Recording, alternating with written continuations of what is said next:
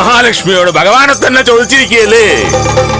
അമ്പാടിക്കണ്ണനെ മനസ്സിലിട്ട് ആരാധിക്കുന്ന നിനക്ക് അമ്പാടിക്കണ്ണനെ പോലൊരാളെ കരുതി വെച്ചിട്ടുണ്ട് ദേവി. അയാൾ വരും, പൗർണമിക്ക് തന്നെ. പൂർണ്ണചന്ദ്രനെ പോലൊരാള്. കമലേശ്വരം തറവാടെന്ന് കേട്ടിട്ടുണ്ടോ മോഹിനി? ഇല്ല. എന്നാൽ ഇന്നു മുതൽ കേട്ടോ. കോടീശ്വരന്മാരാ, നല്ല പാരമ്പര്യമുള്ളവരാ, ഇഷ്ടം പോലെ സ്വത്ത്, കണ്ടമാനം ബിസിനസ്.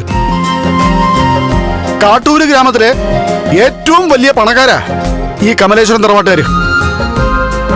ആ വീട്ടിലെ മൂത്ത പയ്യനും ഇളയ പയ്യനും നാളെ ഇവിടെ എന്റെ മക്കളെ പെണ്ണ് കാണാൻ വരുന്നുണ്ട്.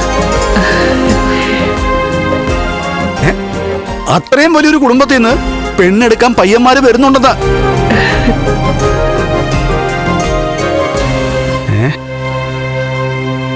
കേട്ടിട്ട് നിന്റെ മുഖത്ത് എന്താടി ഒരു തെളിച്ചമില്ലാത്തത്? കാര്യം ഞാൻ നിന്റെ രണ്ടാനച്ഛനൊക്കെ തന്നെയാ. അതുകൊണ്ട് പലതീന്നും ഞാൻ നിന്നെ മാറ്റി നിർത്തിയിട്ടുമുണ്ട്. എങ്കിലും കല്യാണം കഴിഞ്ഞ് നീ നല്ലൊരു വീട്ടിലേക്ക് കയറി ചെല്ലണമെന്നും അവിടെ നീ സന്തോഷത്തോടെയും സുഖത്തോടെയും ജീവിക്കണമെന്നും എനിക്കും നിന്റെ അമ്മയെ പോലെ തന്നെ ആഗ്രഹമുണ്ട്. ഒരു കാരണവശാലും ഇവള് പോകുന്ന വീട്ടിലേക്ക് അച്ഛൻ എന്നെ പറഞ്ഞു വിടില്ല. ഇവൾക്കൊപ്പം ഒരു കുടുംബത്തേക്ക് കയറി ചെല്ലാൻ എനിക്ക് താല്പര്യവുമില്ല. എന്റെ പാദസേവ ചെയ്ത് ഇവിടെ ജീവിക്കുന്നവള് എനിക്കൊപ്പം ഞെളിഞ്ഞിരിക്കുന്നത് എനിക്കിഷ്ടമല്ല. കമലേശ്വരം തറവാട്ടിലെ മൂത്ത പയ്യൻ ഇവക്ക് ഭർത്താവാണ്. ഇളയാള് നിനക്ക്.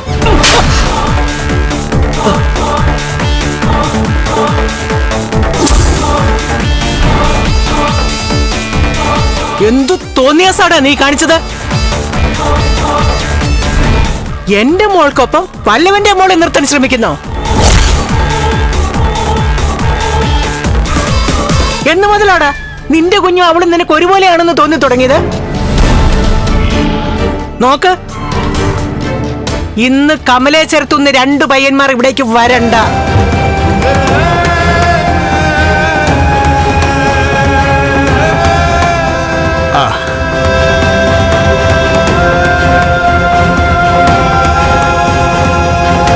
അമ്മ ചോദിച്ചാളതാ കമലേശ്വരത്തെ മൂത്ത സന്തതി, അരയ്ക്ക് കീഴ്പോട്ട് തളർന്ന കണ്ണൻ.